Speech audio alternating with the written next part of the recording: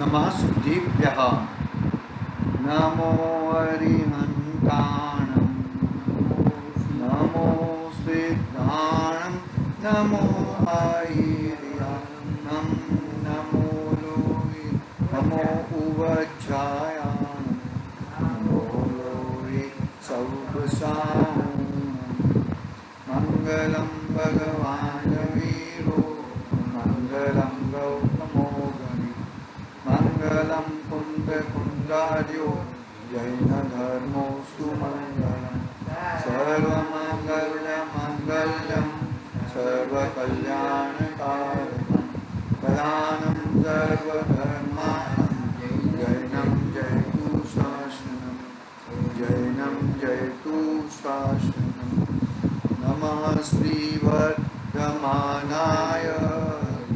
निर्दोषं कलिलात्मने सालोकानं त्रिलोकानं यद्विद्यादर्पणयति चेतीले चेतन चेत्या विना केम चालसे।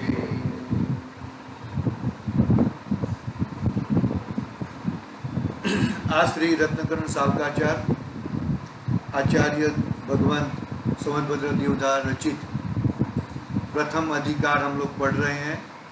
प्रथम अधिकार का नाम है सम्यक दर्शन अधिकार।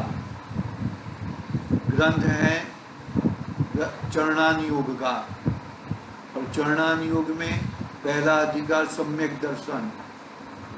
भाई सम्यक दर्शन के बिगैर जो भी क्रियाएं हैं वो सही नहीं कही जाती, क्योंकि तेरी उल्टी श्रद्धा उल्टी है तो जो भी क्रिया करेगा उसका फल उल्टा ही आएगा।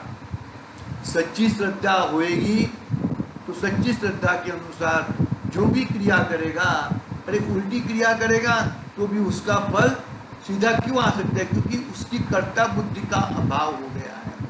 सम्यक दृष्टि को कभी भी कर्ता बुद्धि नहीं होती है। क्यों कर्ता बुद्धि नहीं होती है? क्योंकि वो अपने द्रव्य में रहता है, अपने द्रव्य में, अपने गुणों में और अपने गुणों के परिणमन में रहता है। पर द्रव्य में, पर द्रव्य के गुणों में और उसके परिणमन का कर्ता में नहीं। वो एकदम परफेक्ट उसको समझ में आ चुका है। इसके लिए चरणान योग, सही में चरणान योग तो सम्यक दर्शन के बाद ही शुरू होता है। इसके लिए आचार्य देव ने पहले प्रथम अधिकार सम्यक दर्शन लिखा। क्या कहा था सम्यक दर्शन कैसे? सच्चे देव गुरु शास्त्र का श्रद्धान, देव शास्त्र गुरु का श्रद्धान, उसका नाम है सम्यक दर्शन। सच्चे देव शास्त्र गुरु का श्रद्धान करके उनके जैसा मैं बन जाऊं, सच्चे देव शास्त्र गुरु जैसा मैं बन जाऊं, ऐसी मांगलिक भावना के साथ में आगे ये जीव बढ़ता है और अपना कल्याण की तरफ आगे बढ़ता है। देखो अपना सम्यक दर्शन के 8 अंग है। 8 अंग में से दूसरे अंग की चर्चा हो रही है। दूसरा अंग का नाम क्या है? निकांक्षित अंग। कौन सा अंग है? पहला अंग कौन सा था? निशंकित। दूसरा अंग कौन सा है? निकांक्षित। निकांक्षा यानी कि कोई भी किसी भी प्रकार की आकांक्षा जीव को नहीं रहती है।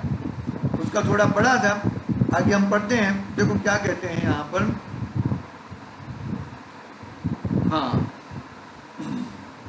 जैसे रोगी कड़वू औषधि को पीना कभी भी अच्छा नहीं मानता।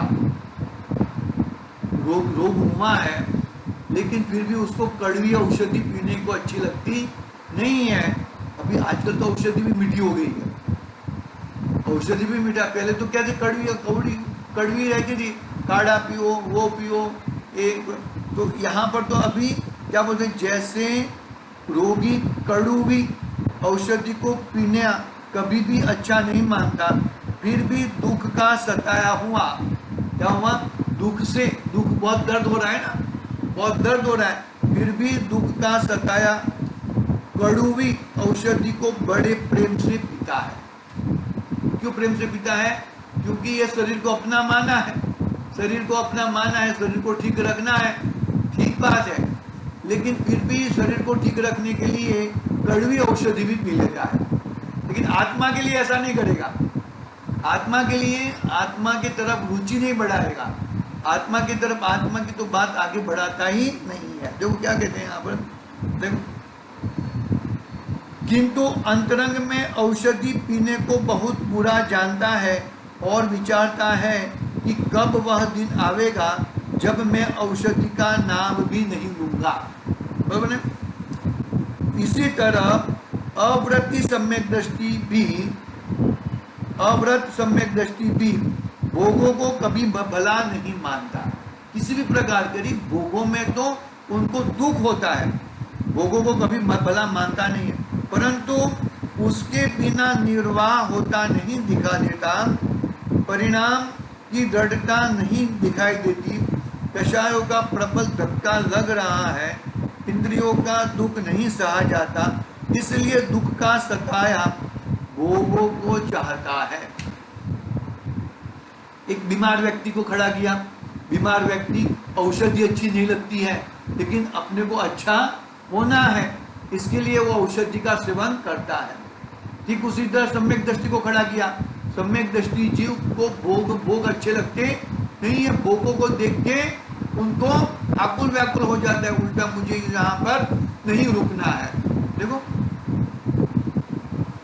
एक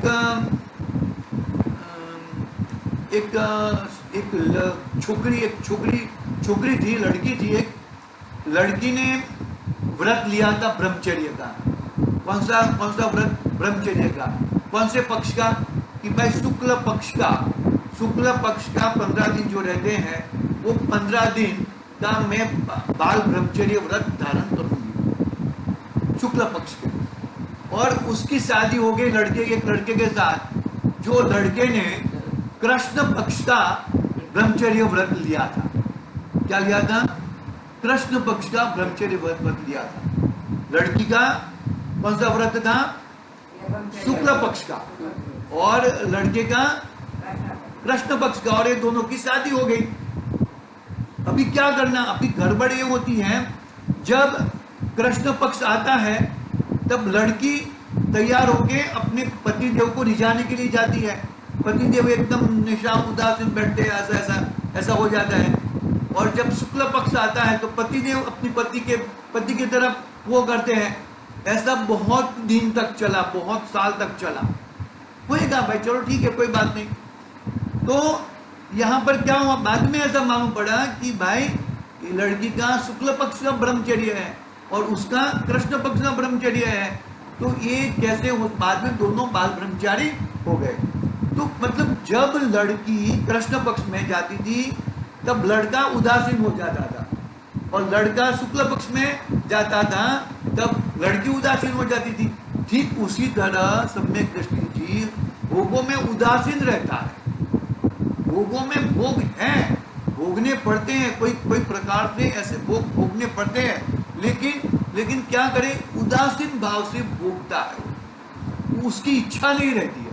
क्या इच्छा नहीं रहती है? कि भाई ठीक है, ओके, ऐसा। अंदर आत्मा की बात आएगी तो रुचि पूर्वक आत्मा की बात करेगा, आत्मा में रहेगा, लेकिन ये भोगों की बात आएगी तो वहां से हटना चाहता है। क्यों? क्योंकि उसको भोगों में रस पड़ता नहीं है।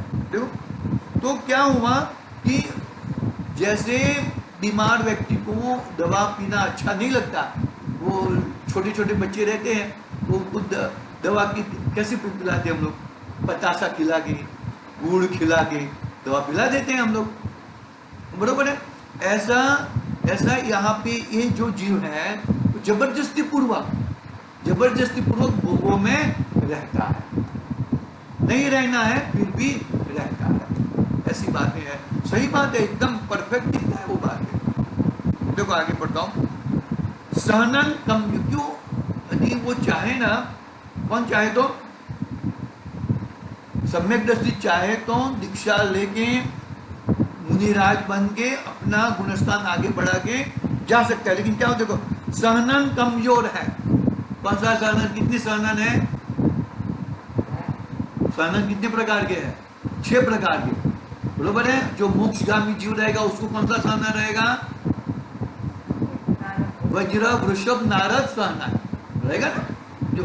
लेकिन यहाँ पर क्या होता है, सम्यक दृष्टि वो कौन सा भी सहनन वाला सम्यक दर्शन प्राप्त कर सकता है। लेकिन क्या होता है, सहनन कमजोर है, ठंडी सहन नहीं होती है, मच्छर आते तो मच्छर का वो सहन नहीं होता है, गर्मी सहन नहीं होती है, तो वो सहनन कमजोर है। कोई सहायता करने वाला दिखता नहीं है। कषायों के उदय से शक्ति नष्ट हो रही है, परवश में पड़ा है। जैसे जेल खाने में बंद पुरुष जेल से अत्यंत विरक्त है। कैसा लगता है सम्यक दृष्टि को? हमको हम जेल में गए हो तो हमको कैसा लगे, मैं कब निकल जाऊं, इस जेल में मैं क्यों बंधा हूं, मैंने तो कुछ भी नहीं किया है, फिर भी चलो भाई ठीक है, मेरा पाप का उदय था, मैं आ गया इधर, लेकिन मैं कब छूट जाऊं, कैसे छूट जाऊं। ऐसा सम्यक दृष्टि जीव को ये विषय भोग वाले जेल समान लगते हैं कि मैं ये जेल से कैसे छूट जाऊं। कितनी जबरदस्त बात कहते हैं। और हमें तो एक और बढ़ाओ और बढ़ाओ और बढ़ाओ, ऐसा हम करते रहते हैं। देखो, जैसे जेल खाने में बंद पुरुष जेल से अत्यंत विरक्त है, फिर भी पराधीन होकर महादुख देने वाले इस जेल खाने को भी लिपटा है, धोता है, झाड़ता है। उसी तरह अव्रत सम्यक दृष्टि, अव्रत सम्यक चतुर्थ गुण स्थान वाला जीव शरीर को जेल खाने के समान जानता है। भूख प्यास के कष्ट सहने में असमर्थ होकर शरीर का पोषण करता है। शरीर को पोषण करने की इच्छा नहीं है, लेकिन एक खड्डा है ना, वो खड्डा भरने के लिए, कुछ आकुलता व्याकुलता ना हो उसके लिए सहनन है नहीं, सहनन कमजोर है। लेकिन अंदर की श्रद्धा पूरी है कि भाई आत्मा तो निराहारी है, लेकिन ये आत्मा अभी ये शरीर के साथ एक क्षत्रावगा है, इसके लिए ये आत्मा को आकुलता ना हो, आत्मा में आकुलता पैदा ना हो, इसके लिए थोड़ा डाल देता है। ऐसा है। भूख प्यास के कष्ट सहने में असमर्थ होकर शरीर का पोषण करता है, किंतु देह को अपना मानता जानता नहीं है। वर्तमान काल के दुख का ही उसे डर है, और उस दुख को दूर करने के लिए मात्र अव्रत सम्यक दृष्टि के वांछा है। बरोबर है। मुझे वर्तमान काल के दुख दूर हो जाए, मुझे ऐसी वांछा है, ऐसी इच्छा है। कर्म के उदय के जाल में फंसा है, निकलना चाहता है, तथापि राग द्वेष अभिमान अप्रत्याख्यान के उदय का प्रभाव ही ऐसा ही है कि वह त्याग व्रत आदि चाहता है, तो भी वे किंतु त्याग होने नहीं देता। कृष्ण महाराज ने पूछने में आया, कृष्ण महाराज ने नेमिनाथ भगवान के संवत्सरण में पूछा, क्या पूछा कि हे भगवान, मुझे दीक्षा लेने का भाव क्यों नहीं आता? क्या प्रश्न किया? तो तीर्थंकर भगवान नेमिनाथ भगवान ने जवाब दिया कि तुम्हारे अप्रत्याख्यान वरण, और से अप्रत्याख्यान वरण कर्म के उदय है, अनंतानुबंधी हट गई है कृष्ण महाराज को, मिथ्यात्व हट गया है। लेकिन जब किसमें गए, नरक में गए, तब मिथ्यात्व वमन हो सकता है, मिथ्यात्व का वमन हो सकता है। क्या कैसे किया होगा वो मालूम नहीं, लेकिन अप्रत्याख्यान वर्ण नाम के कर्म तुमने बांधे हैं, इसके लिए तुम्हें मुनि दीक्षा धारण करने का भाव आता नहीं है। बाकी कौन है? कृष्ण महाराज कौन है? नारायण है ना, नारायण है, अर्ध चक्रवर्ती नारायण है। जरासंध को गति नारायण जरासंध जी थे, प्रति नारायण जरासंध। ये जो 63 तरह का पुरुष रहते हैं ना, उन नियम से उन्होंने सम्यक दर्शन की प्राप्ति की है भविष्य में, तभी भविष्य में नहीं, भूतकाल में, तो तभी ये 63 तरह का पुरुष में उनका नाम आता है बाकी अन्यथा नहीं आता। ऐसा कोई भी जरासंध है ना, वो प्रति नारायण थे। और ये कौन थे? कृष्ण नारायण थे।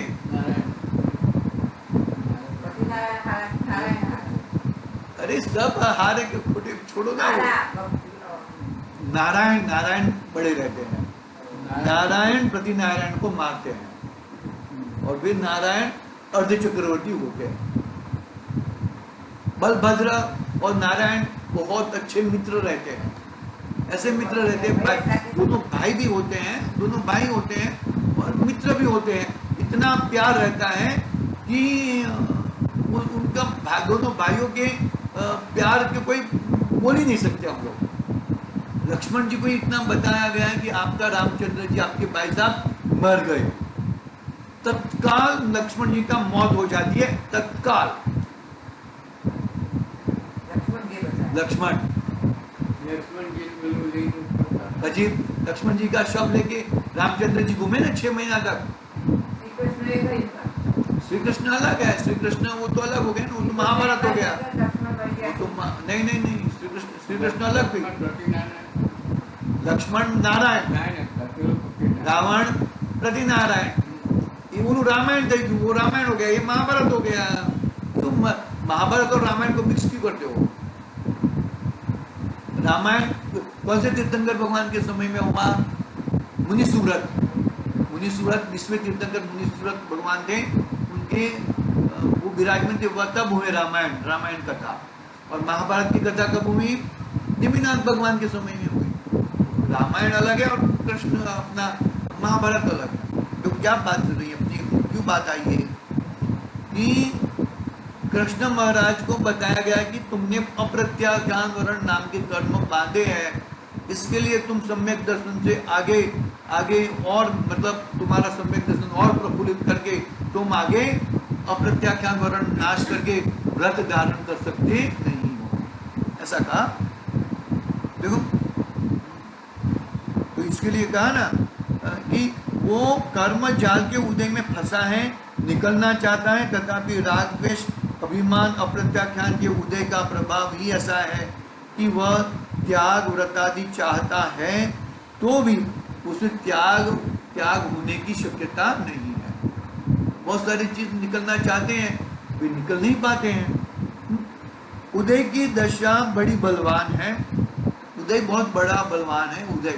उदय किसी को भी छोड़ता नहीं है, याद रखना। जो भी तुम्हारे कर्म के उदय आने वाले, वो आने वाले ही है। सावधानी तुमको बरतनी है, क्योंकि तुमने कर्म पहले बांधे हैं, वो कर्म के उदय अभी आने वाले हैं। तो अभी कर्म के उदय में तुझे क्या करना है? बस अपना ध्यान करना है, अपने आत्मदेव को देखना है। पकड़ में आई बात? उदय की दशा बड़ी बलवान है। संसारी जीव अनादि काल से कर्म के उदय के जाल में से निकल नहीं सकता। जब तक शरीर का संयोग है तब तक शरीर के निर्वाह के लिए जीविका, भोजन, वस्त्र चाहता ही है। अप्रत्याख्यान कषाय के उदय से लोक में अपनी निजी प्रवृत्ति के अभाव रूप उच्च प्रवृत्ति चाहता है। निजी प्रवृत्ति के अभाव रूप उच्च प्रवृत्ति चाहता है, मतलब निजी प्रवृत्ति जो है उसको छोड़ना है और उच्च प्रवृत्ति करना है। देखो क्या कहते हैं यहाँ पर, हाँ फिर आगे, धन संपदा जीविका बिगड़ जाने का भय होता है। मेरी धन संपदा चली जाएगी, कोई पैसा लेके जाएगा, ऐसा भय रहता है। अपयश तिरस्कार होने का भय होता ही है। इंद्रियों का कष्ट सहने की असमर्थता से विषयों को चाहता ही है। हाँ, अभी कषाय घटी नहीं है, राग घटा नहीं है, इसलिए आगे अधिक दुख होना दिखाई देता है, उसे टालना ही चाहता है। फिर भी राज्य भोग संपदा आदि को दुख रूप जानकर उनकी चाह नहीं करता। इस प्रकार निकांक्षित अंग का स्वरूप है। मतलब क्या है कि सम्यक दृष्टि जीव है तो सम्यक दृष्टि जीव अधिक कमजोर है। सम्यक दृष्टि की श्रद्धा मजबूत हो गई है, बरोबर है, श्रद्धा गुण मजबूत हो गया है, सम्यक ज्ञान भी हो गया है उसको, लेकिन चारित्र गुण अभी मजबूत नहीं हुआ। तो चारित्र गुण मजबूत नहीं हुआ, उसकी वजह से कर्म के उदय आते हैं, कभी जुड़ता भी है लेकिन अकर्ता भाव से जुड़ता है। मैं तो ज्ञाता दृष्टा हूं, ऐसा जुड़ता है। मुझे ये कर्म, मानो कि ऐसे कर्म, पुण्य कर्म ऐसे आ जाएं जिससे मेरे को पैसा मिल जाए, जो मुझे यश मिल जाए, कोई मेरी वाह वाह करने लग जाए, ऐसी इच्छा सम्यक दृष्टि को होती नहीं है। जो ऐसी इच्छा धारण करता है, पैसे मिल जाए, मुझे यश मिले, मेरी वाह वाह करे, सब लोग मेरी पीठ थपावे, ऐसा करे, ऐसी जो भावना चाहता है वो हकीकत में सम्यक दृष्टि नहीं होता। उंगावे गए लागे सम्यक, हाँ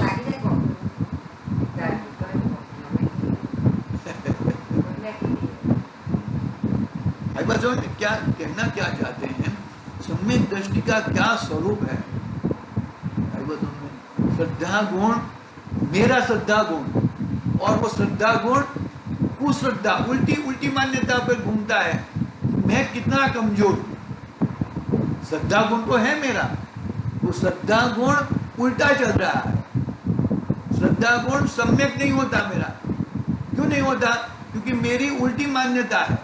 शरीर को मैं अपना मानता हूं, पर पदार्थ को मैं अपना मानता हूं, ये घर को अपना मानता हूं, ये बारदान को। समाधि तंत्र में तो उसको ठूंठ कहा, क्या कहा? ठूंठ। वो झाड़ का वृक्ष रहता है ना, सूख जाता है, फिर कैसा ठूंठ रहता है ना, तो ऐसा ठूंठ कहा ये बारदान को।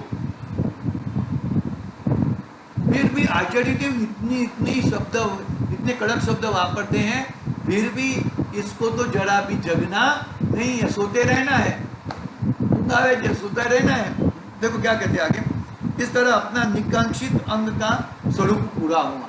अभी तीसरा अंग कौन सा है? निर्विचिकित्सा, ग्लानि, ग्लानि होना यानी कि अरे छी, ये आउ करे छी करे छी, आउ करे छी, ये कादव को देख के अरे आंख बंद कर, वो गंदे कुत्ते को देखकर अरे क्या बदबू आ रही है। ऐसे जीव को, अरे वो गंदगी तो गंदी ही रहेगी ना, उसका स्वरूप है ऐसा। तुम अपने आप से निकल जाओ वहां पे उसको देखते रहोगे, वो करते रहोगे, उसको गंदा बोलने की जरूरत क्या है? गंदा तो गंदा ही है, गंदी चीज को तो गंदी ही रहेगी ना, उसका नाम ही गंदा है। गटर में से बात नहीं आएगी तो क्या आएगा? स्मेल आएगी क्या? अच्छा, अत्तर की स्मेल आएगी क्या? ना? तो वो गंदगी, उसका स्वरूप ही गंदा है। उसको गंदा देखकर, गंदे को गंदे तरह की जानो, लेकिन गंदे को देखकर ग्लानि क्यों करने का? अरे ऐसा हो गया, ऐसा नहीं होना चाहिए। वो निर्विचित सम्यक दृष्टि को ऐसी ग्लानि होती नहीं है। सम्यक दृष्टि को ग्लानि नहीं होती। क्यों ग्लानि नहीं होती? अरे वो तो उसका स्वरूप है, वो गंदगी का स्वरूप ही ऐसा है। वॉमिट देखकर देखो, वो उदयन सेठ की कहानी है निर्विचिकित्सा में। उदयन सेठ की चर्चा हुई स्वर्गलोक में, तो दो देव आ गए परीक्षा करने के लिए, मुनिराज बन के। उदयन सेठ ने उनको आहार दान दिया, मुनिराज नहीं दे, लेकिन वो वेशधारी आ गए थे। तो उदयन सेठ के ऊपर बहुत खाया, मुनिराजों ने भोजन लिया और वापिस उल्टी किया, तो उल्टी पूरा उदयन सेठ के शरीर पे हुई, उनके कपड़े हुए। उदयन सेठ ने अपने कपड़े साफ नहीं किए, लेकिन मुनिराज की पूरी उल्टी को साफ किया, उनको जरा भी ग्लानि नहीं हुई। अरे बाद में वो देव चकचकित हो गए, अरे हमें माफ कर देना, हम तो आपकी परीक्षा ले रहे थे, आप तो महान हो। तो ऐसा होता है, ऐसा उदयन सेठ की कहानी है इसके अंदर। बट ये सब कहानियां 8 अंग की 8 कहानियां आने वाली है, आगे पढ़ेंगे हम, धीरे धीरे पढ़ेंगे। बहुत लंबा ग्रंथ है, इतना बड़ा ग्रंथ है, बहुत बढ़िया ग्रंथ है, बहुत बढ़िया ग्रंथ। रत्नकरण सावकाचा, मेरे रत्न, मेरी करंडिया रहता है ना, करंडिया, करंडिया में क्या डालते हैं? रत्न तो करंडियो, तो मेरे रत्न कौन से है? जड़ रत्न, वो जड़ रत्न मेरे रत्न नहीं है, रुपया पैसा वो मेरा रत्न नहीं है। हम हमारी बेटी को क्या देते हैं करंडिया में? कपड़े देते हैं, दागिना देते हैं, ये सब देते हैं, वो मेरा रत्न नहीं है। मेरा रत्न तो सम्यक दर्शन, सम्यक ज्ञान और सम्यक चारित्र, वो मेरा करंडिया है, और वो मुंह में करंडिया को संभाल के रखो। कुछ नहीं होता। अरे बहुत महत्वपूर्ण बात है। देखो तीसरा अंक पढ़ते हैं हम। अब निर्विचिकित्सा नामक तीसरे अंक का लक्षण कहने वाला श्लोक आचार्य देव कहते हैं। श्लोक क्रमांक 13 नंबर का श्लोक हम पढ़ते हैं। थोड़ा आवाज कैसे जाए थोड़ा। स्वभावतो शुचोकाये रत्नत्रय पवित्रते निर्जिगुप्सा गुण प्रीति मता निर्विचिकित्सा। શું કહે છે? क्या कहते थे? इसमें वापिस पढ़ता हूँ, क्या सुनो, अच्छी तरह सुनो। स्वभावतो शुचोकाये, स्वभाव कैसा है मेरा? सूची है, स्वभाव सुंदर है, स्वभाव में कुछ गड़बड़ नहीं है।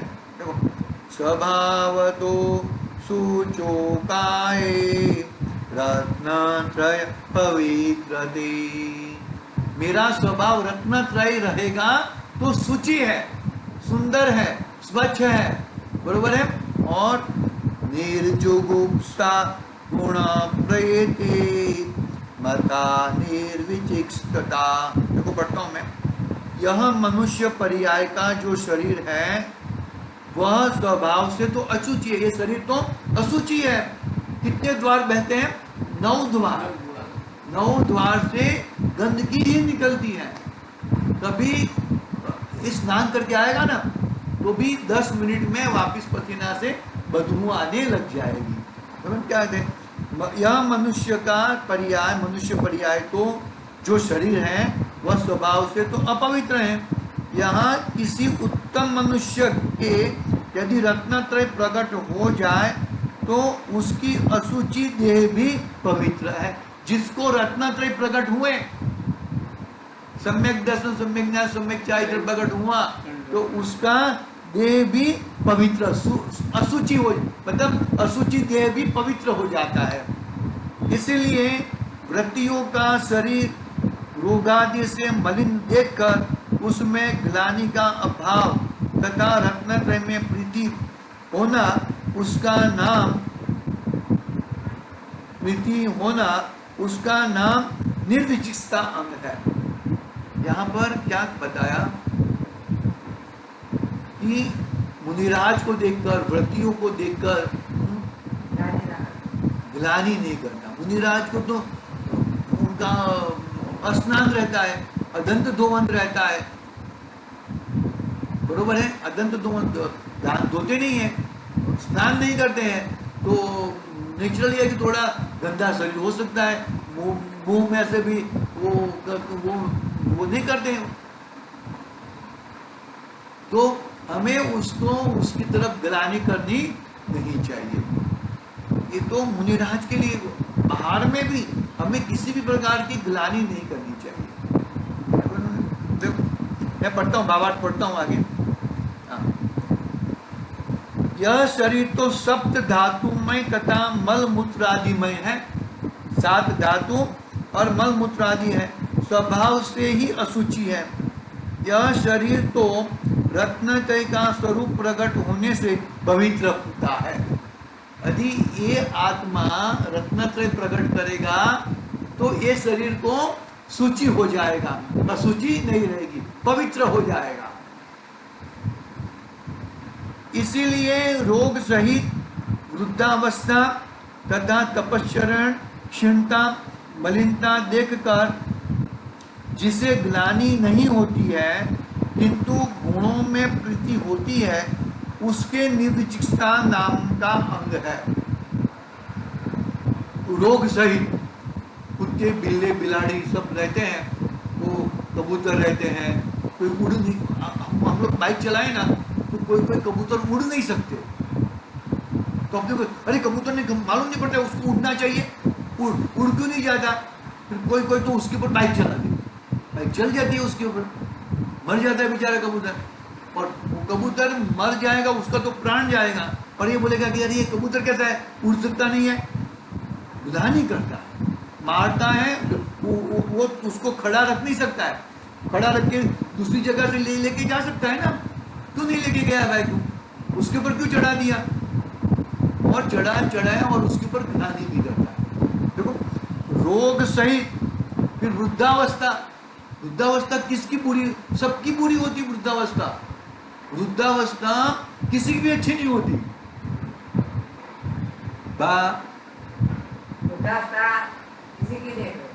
वृद्धावस्था कोई नहीं सारी, किसी की भी सारी नहीं होती,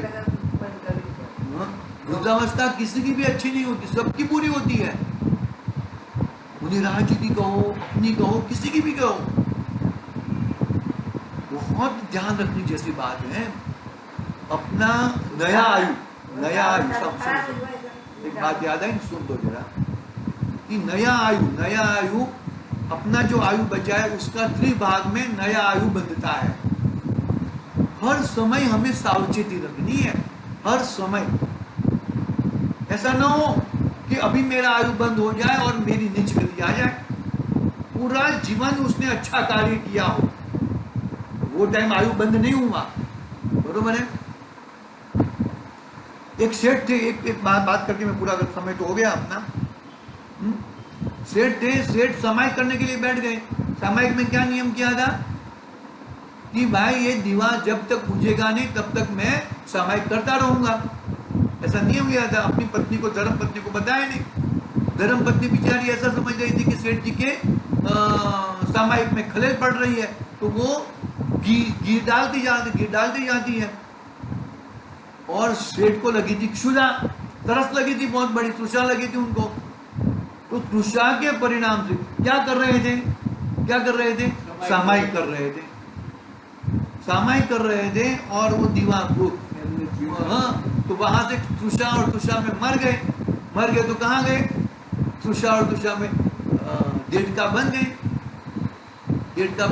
कूप में देवता बन गए, कोई जो उनके घर के इधर देव था वहां पे कुएं में देवता बन गए, मतलब कि कितना अच्छा परिणाम, बाद में तो वो तो बहुत ही भव्य जीव थे, और फिर वो श्रेणिक राजा के पैर के नीचे आए वो देवता, और फिर देवलोक में चले गए, मतलब हमारी पूरा जीवन हमारा बहुत धार्मिक पे गया हो, और कोई एकादा समय ऐसा आ जाए वहां पे हम क्रोधित हो जाए, कुछ गड़बड़ कर ले, और उस टाइम में अपना आयु कर्म बंध गया, तो हमारी पूरा इतना मेहनत पानी में चला जाएगा।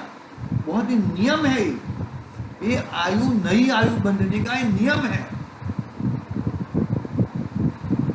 इसके लिए हर समय हमें सावचेती रखनी है भैया, हर समय, नो डाउट भाई। देखो थोड़ा बहुत गुस्सा आता है तो आता है, कोई बात नहीं, मैं तो ज्ञाता दृष्टा हूँ, जानने देखने वाला हूँ, कुछ आगे पीछे होता है होने दो, मुझे क्या है, मैं तो ज्ञान, बहुत समझने जैसी, अपने को बहुत ही, अपने को पाठ लेने लायक है ये चीज।